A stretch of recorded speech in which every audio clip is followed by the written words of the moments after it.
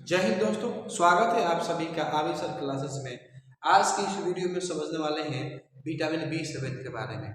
Vitamin B7 जो होता है जल में घुलनशील विटामिन होते हैं, और जो भी विटामिन जल में घुलनशील होता है उस विटामिन को हमारा शरीर ज़्यादा देर तक कंज्यूम नहीं कर पाता है, यानी उस विटामिन को हमारा शरीर ज़्यादा देर तक नहीं रख पाता है।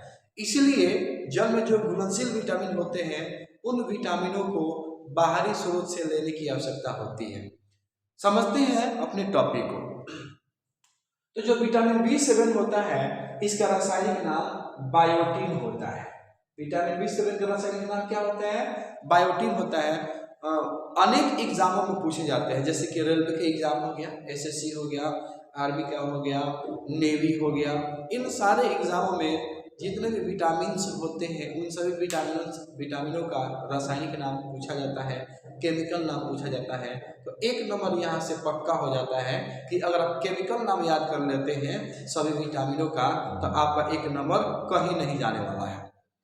आगे देखते हैं विटामिन B7 के फायदे। विटामिन B7 के कौन कौन से फायदे होते हैं, यानी विटामिन B7 से कौन कौन से लाभ होते हैं हम लोग समझते हैं। सबसे पहला फायदा है कि ये जो विटामिन होता है वसा कार्बोहाइड्रेट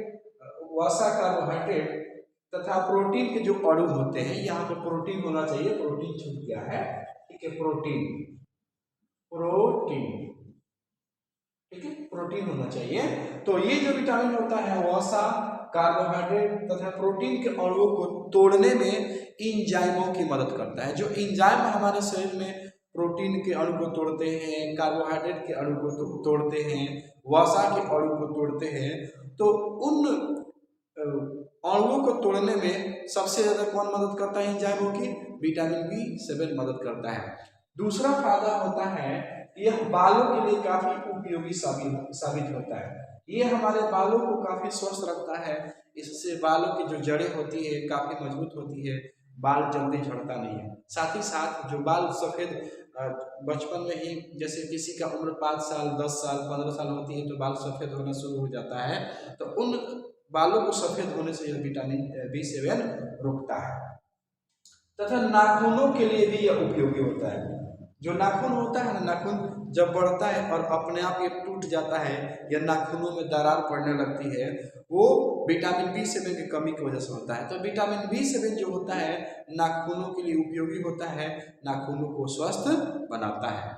अब आइए समझते हैं विटामिन B7 की कमी से कौन कौन से रोग होते हैं, यानी विटामिन B7 की कमी से कौन कौन से बीमारी होती है। तो अगर हमारे शरीर में विटामिन B7 की समस्या हो जाती है तो उससे सबसे पहले होता है लकवा रोग।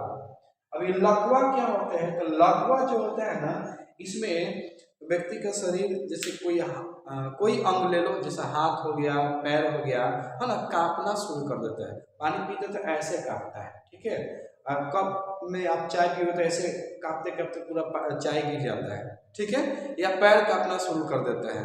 छोटी मोटी घटना हो जाती है तो पूरा शरीर कांपना शुरू कर देता है। इसको बोलते हैं लकवा की बीमारी, ठीक है। उसके बाद शरीर में दर्द होना, बेवजह पूरे शरीर में दर्द होते रहता है। कभी पैर में दर्द होगा, कभी जांघ में दर्द होगा, कभी पूरे बॉडी में दर्द होगा, कभी गर्दन में दर्द होगा, यानी शरीर के कोई ना कोई अंगों में दर्द होता ही रहता है विटामिन B7 की कमी जब शरीर में हो जाती है। अगला है कि बालों का गिरना आदि, यानी जो बाल होते हैं, बाल बहुत ज्यादा झड़ते हैं, बाल गिरते हैं, किसकी वजह से होता है? विटामिन B7 के कमी की वजह से होता है, ठीक है। अब इसका स्रोत क्या होता है हम समझते हैं। तो विटामिन B7 का जो स्रोत होता है वो होता है अंडा। अगर आप अपने डाइट में अगर अंडा शामिल करते हैं तो ऊपर जो भी मैंने चीज बताया है इसमें से किसी भी कोई भी कमी नहीं होगी आपके शरीर में, ठीक है। उसके बाद मांस खाइए, जैसे चिकन खाइए, मटन खाइए, है ना, आप लीवर खाइए। ये सबसे क्या होता है? विटामिन B7 मिलता है। यकृत हो गया, है ना, यकृत, तो ये तो मांसाहारी लोग होते हैं। जो नॉन वेजिटेरियन होता है, वो नॉन वेजिटेरियन लोग खाते हैं तो उनको ये विटामिन B7 मिल जाता है। लेकिन जो वेजिटेरियन होते हैं उनको ये तो खाएंगे नहीं ना, तो उनको कैसे मिलेगा विटामिन B7? तो वे लोग दूध खा सकते हैं, ठीक है। दूध से बना हुआ पदार्थ, जैसे कि आप स्पंज ले लो, है ना, मक्खन ले लो, ये सभी दूध से बना हुआ पदार्थ होता है। अगर दूध से बने हुए पदार्थ को खाते हैं तो विटामिन B7 आसानी से मिल जाता है।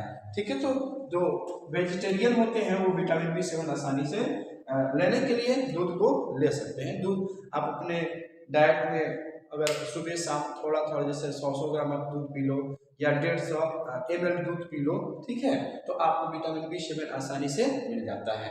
तो उम्मीद करते हैं कि आपको ये सारी बातें समझ में आई होगी। अगर आप चाहते हैं कि ऐसे ही आपको अच्छे अच्छे वीडियो मिलते रहें तो आप मेरे इस चैनल को लाइक करें, सब्सक्राइब करें, शेयर करें और कम से कम 10 ग्रुपों में शेयर करें।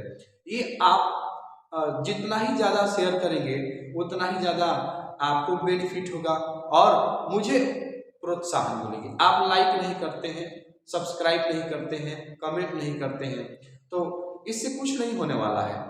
आप कमेंट करिएगा तो आपका क्या जाने वाला, कुछ नहीं जाएगा। लाइक कर दीजिएगा तो क्या जाएगा, कुछ नहीं जाएगा। सब्सक्राइब कर दीजिएगा तो क्या उससे आपका पैसा कट जाएगा, कुछ नहीं होने वाला है। बस उससे हमको प्रोत्साहन मिलती है, हमें बहुत खुशी होती है कि आप मेरे इस वीडियो को देखते हैं। तो उम्मीद करते हैं कि आपको ये सारी बातें समझ में आई होगी। मिलते हैं हम लोग अगले वीडियो में, तब तक के लिए जय हिंद, जय भारत।